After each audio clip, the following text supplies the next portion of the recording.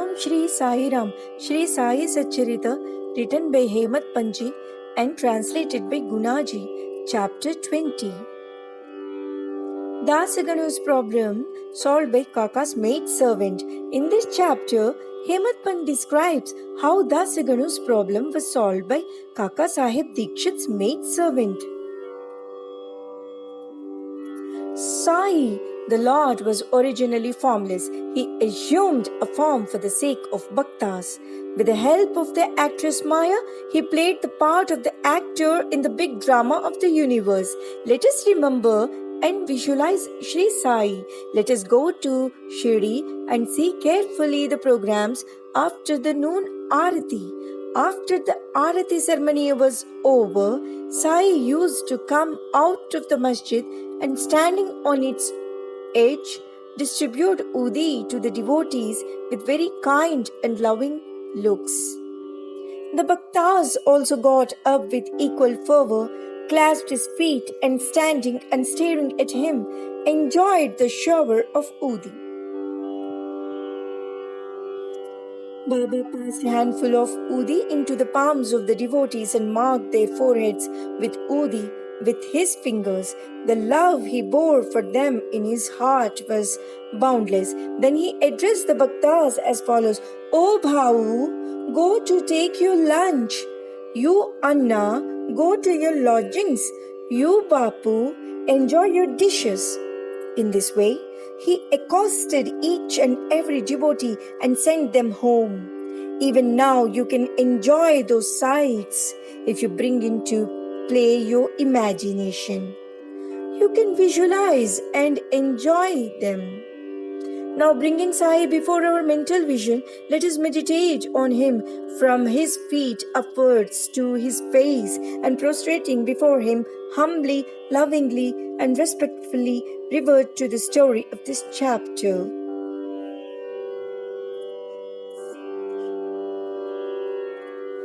Ishavasya Upanishad. Dasaganu once started to write a Marathi commentary on the Ishavasya Upanishad. Let us first give a brief idea of this Upanishad. Before proceeding further, it is called a Mantropanishad, as it is embodied in the mantras of the Vedic Samhita. It constitutes the last or the 40th chapter of the Vajrasanayi Samhita, that is Yajurveda, and it is therefore called Vajrasanayi Samhitopanishad.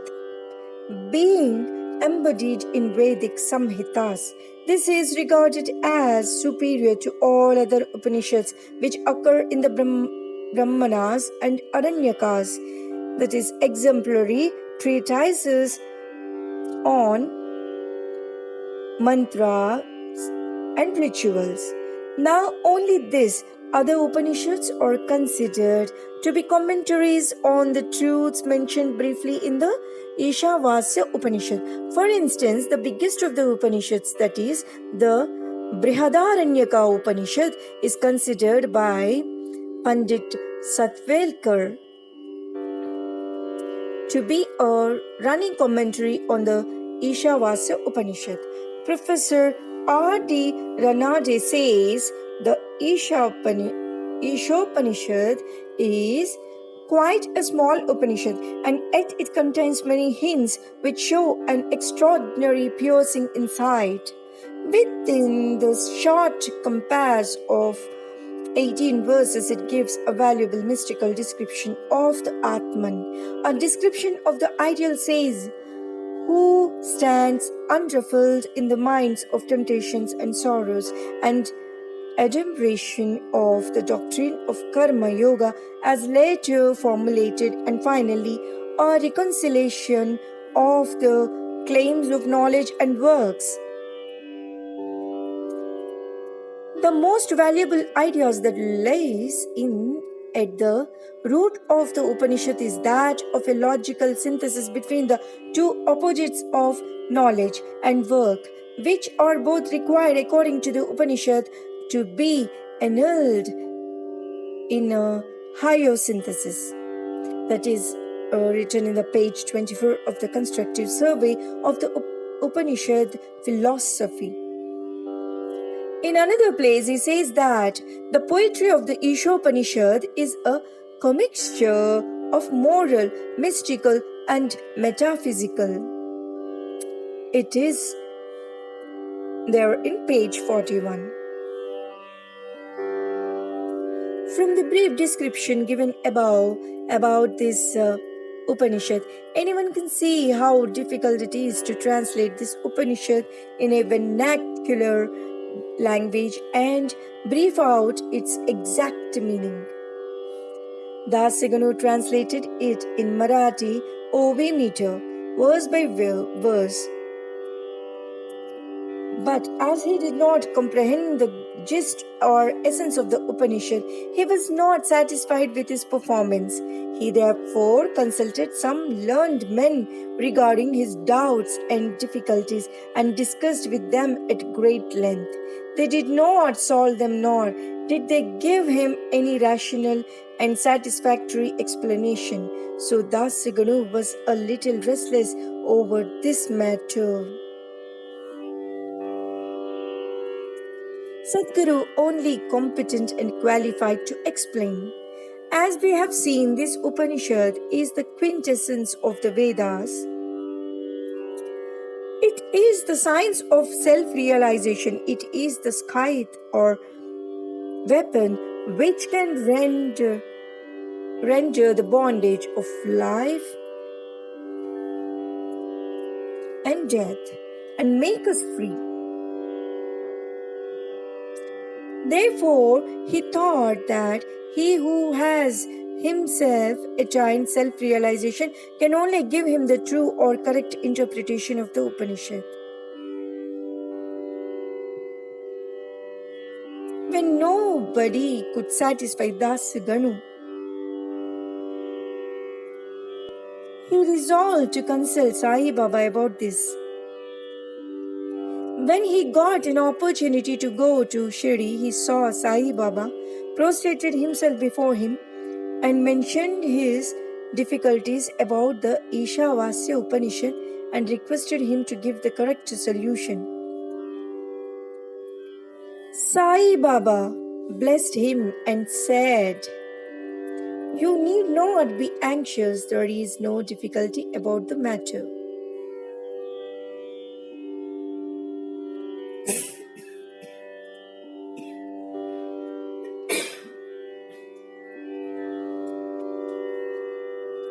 You need not be anxious. There is no difficulty about the matter.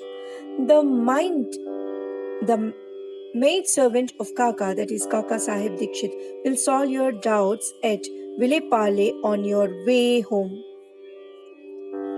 The people who were present then and heard this thought that Baba was joking and said, "How could an illiterate maid servant solve the difficulties of this nature?" But Das Ganu thought otherwise. He was sure that whatever Baba spoke must come true. Baba's word was the decree of the Brahma, that is Almighty.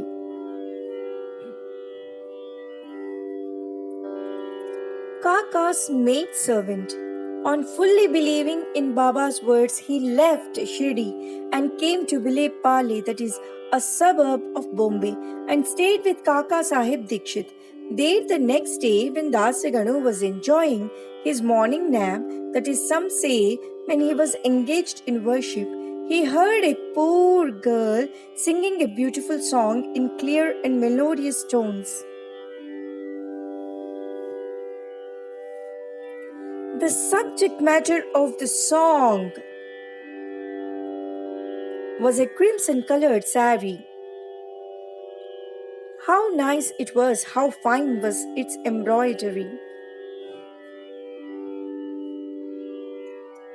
How beautiful were its ends and borders, etc. He liked the song so much that he came out and saw that it was being sung by a young girl, the sister of Namya, who was a servant of Kaka Sahib.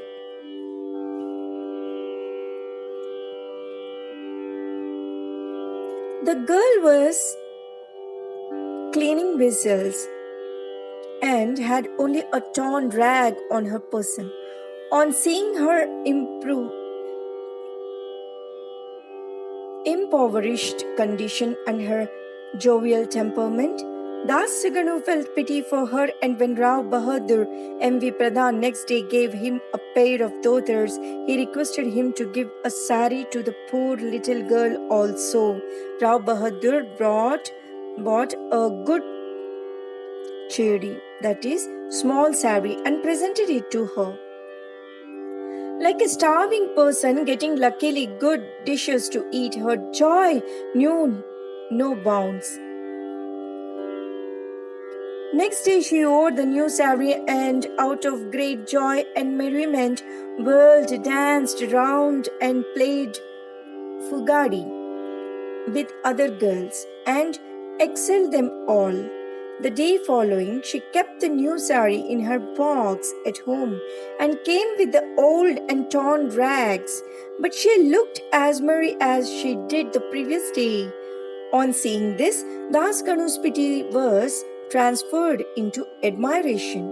He thought that the girl, being poor, had to wear a torn rag, but now she had a new sari, which she kept in reserve, and putting on the old rag, strutted herself, showing no trace of sorrow or dejection. Thus he realized that all our feelings of pain and pleasure depend upon the attitude of our mind.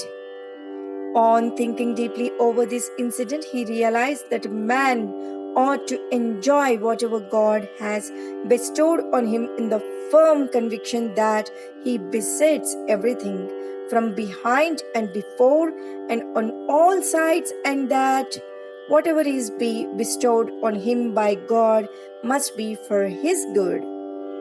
In this particular case, the impoverished condition of the poor girl, her torn rag and the new sari, the donor, the dance, and the acceptance were all parts of the Lord and pervaded by him. Hence, Das Ganu got a practical demonstration of the lesson of the Upanishad, the lesson of contentment with one's own lot in the belief that whatever happens is ordained by God and is ultimately good for us. Unique method of teaching. From the above incident, the reader will see the Baba's method was unique and varied. Though Baba never left Shirdi, he sent some to Machindragarh, some to Kolhapur or Sholapur for practicing sadhanas. To some, he appeared in his usual form. To some, he appeared in waking or dreaming state, day or night, and satisfied their desires.